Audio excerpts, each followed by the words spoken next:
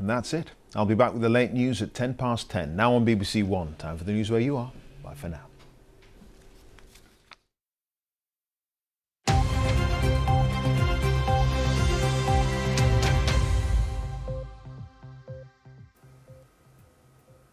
Hello there, good evening. The RMT union says it's confident a resolution can be found to an ongoing row with ScotRail before COP26. Talks between the sides broke down yesterday. ScotRail says it's disappointed and is continuing to develop contingency plans. Elsewhere in Glasgow, protesters have been demanding the City Council invests more money into cleansing and waste services, as Katie Hunter reports. In just over a week, this part of Glasgow will be at the centre of international climate change talks. But these protesters a few miles away claim the council cares more about COP than cleansing. What we have done is got together, gathered up the litter, the rubbish, the fly tipping in our immediate environs, and we've come together to George Square and the City Chambers to say we've had enough. This is a reality for the people living here. Glasgow City Council says it's spending £82 million on refuse, waste and street cleansing, as well as creating additional jobs and introducing a new fleet. On the other side of George Square are rail passengers who could be facing disruption during COP. The RMT's planned industrial action could affect services across Scotland. The union says it can't sign up to efficiency savings.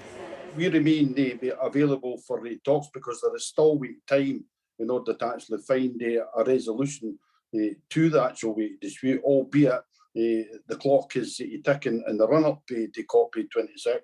We're still confident that a resolution can be found on the proviso that talks deliver a clear settlement, resolution to the current disputes. ScotRail says it's incredibly frustrated the RMT has rejected its latest proposal, which it says includes a pay offer of 4.7% over 2 years, plus changes to rest day working. The Scottish Government has described it as a credible, good offer. People we spoke to want the row resolved. As a uni student, trying to go home for a break from your studying is almost impossible when there's no trains on. I don't think it's very good. It's the COP26 starting next week, so doesn't put Scotland in a very good light, does it? Everybody deserves better conditions and better pay, but, there's ways to do it. Both sides say they're willing to continue negotiating. They have a week before the COP climate conference begins. Katie Hunter, reporting Scotland. Care workers from the GMB union protested outside Holyrood this afternoon, calling for a £15 minimum wage for all social care workers. This includes carers in the community and care workers at private care homes. The trade union says staff shortages are endemic across the sector and carers say they're underpaid. Working care over the past year and a half has been absolutely horrendous. We have been out, had carers, GMB, been carers on the phone day and night, crying down the phone, absolutely terrified that they're going to take this COVID home to their families, into their service users, and it's just been absolutely horrendous. It's just been crazy the past year and a half, so I think we're worth it. We're definitely worth £15. People are being urged only to show up at A&E departments if their issue is serious or life-threatening. NHS Greater Glasgow and Clyde reported that almost a third of cases at the Queen Elizabeth University Hospital's A&E in 1 week were for minor injuries. Health boards across the country have struggled to deal with normal services on top of the pandemic. The A83 at the Rest to be Thankful is to close this evening as a precaution over expected heavy rain. Up to 60 millimetres of rain is possible over the weekend. The diversion along the old military road will open instead from 7 p.m. tonight. Operators said a safety inspection will take place on Sunday morning. An artist based in Orkney has won the Cordis Prize, claimed to be the biggest prize for tapestry in the world.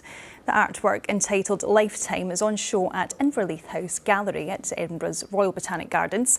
Louise Martin, originally from the Isle of Man but now living in Westray, was chosen from a shortlist of 19 artists.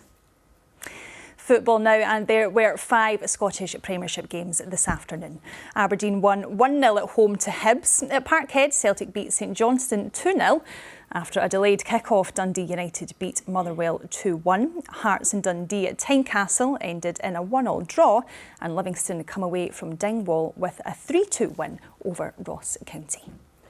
And now Judith Ralston joins us with today's weather forecast. Hi Judith. Hello and a very good evening to you. Some lively waves there behind me for the Western Isles, but come further east it was a calmer picture, a beautiful picture sent in by one of our weather watchers in there. And actually today wasn't too bad at all.